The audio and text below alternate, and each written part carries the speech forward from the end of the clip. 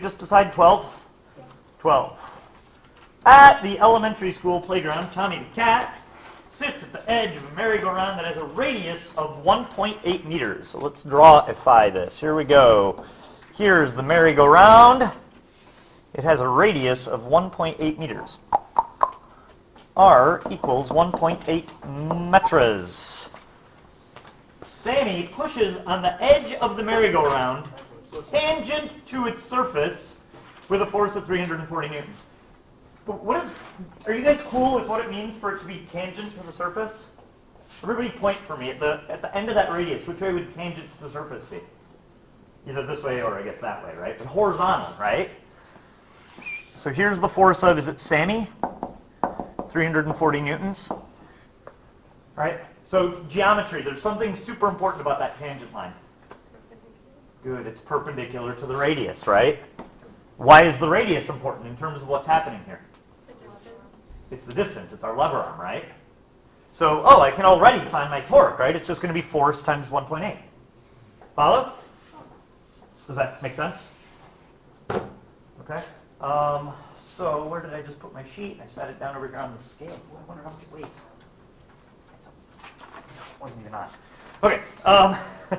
Let's see. So he does this for 2.2 seconds. It doesn't explicitly say it, which is crappy problem writing on my part, but you got to assume it starts at rest. If that is what messed you up, that is 100% on me, and I apologize.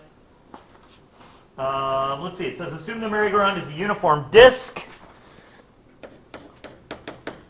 Uniform disk is always 1/2 mr squared with a mass of 150 kilograms.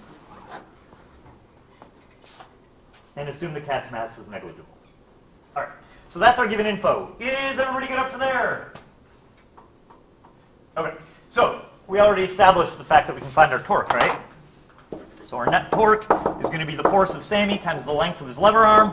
So 340 newtons times 1.8 meters gives us a number of 6 something d something point something something. 612, is that what you said? Yeah. You're right. Sorry. All right, so there's our torque. Pretty good. All right, what else do I need to know? Sure, question or question? Rhymes.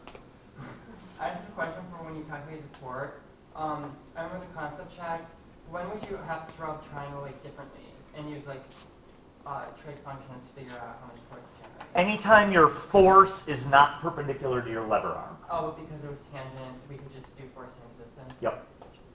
Good. Distance. Because the lever arm, so this is, in this problem, the important thing to notice is that our distance is our radius. The lever arm is our radius, I guess is a better way to say that. Everybody good? Okay, that will not always be true, which is why in a minute here we're going to go over number 13, whether you want to or not. All right, good? Good. Awesome. So now net torque is I times alpha. Wait a minute, I forgot to do the thing. What did I forget to do? I forgot to find my I. We should do that. Let's do that right now. I wish I had not just said that. That was embarrassing. Okay, so here we go. So let's see. So our I is going to...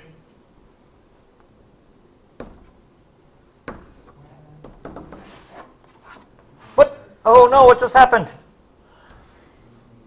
What just happened? My smartboard got dumb. There we go.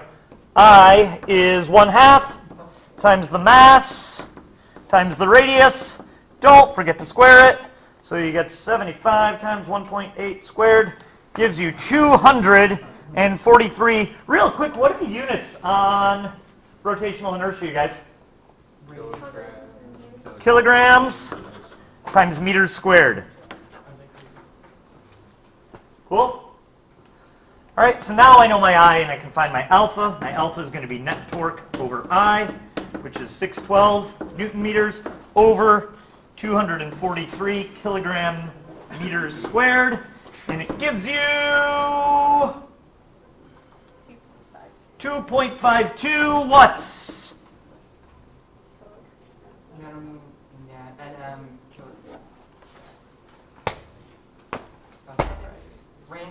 Radians per second squared, because it's acceleration.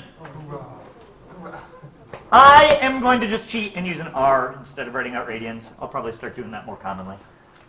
Okay, so there's our alpha. Cool? Cool. All right, are we done? What are we trying to find?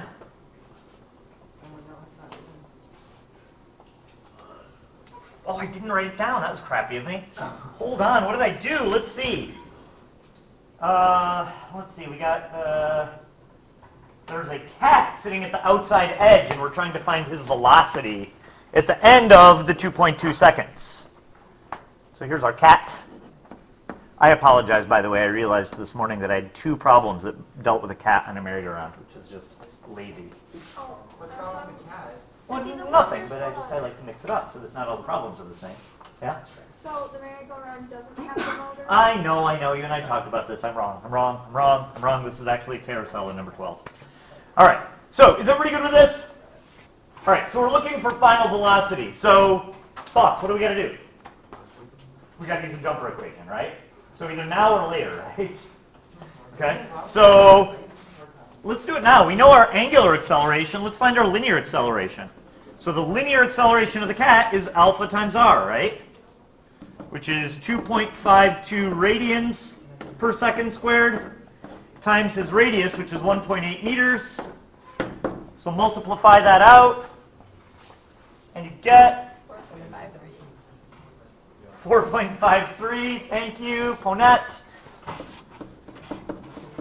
Meters per second squared. Very good. And we're almost done, because now we can just do VF equals VI plus A times T. Initial velocity was 0. We just found the acceleration. We know the time is 2.2 seconds. So multiply it out, and you get pretty close to 9, or pretty close to 10, I think, right? 9.97. I'm going to call that 10. Who's got questions? Yes? I like Bob Ross. I do like Bob Ross. I used to skip class when I was at U of M to watch Bob Ross because it was on during my calculus class. I still got it. Yeah, I got it. Yeah. I took it in high school but didn't take the AP test, so I had it before, so it was easy. That's why you're like a math guy. Yeah. My professor didn't believe me when I came to take the final. He's like, "You're not in this class." 4 times 2. Sorry, I don't know why I'm telling you this.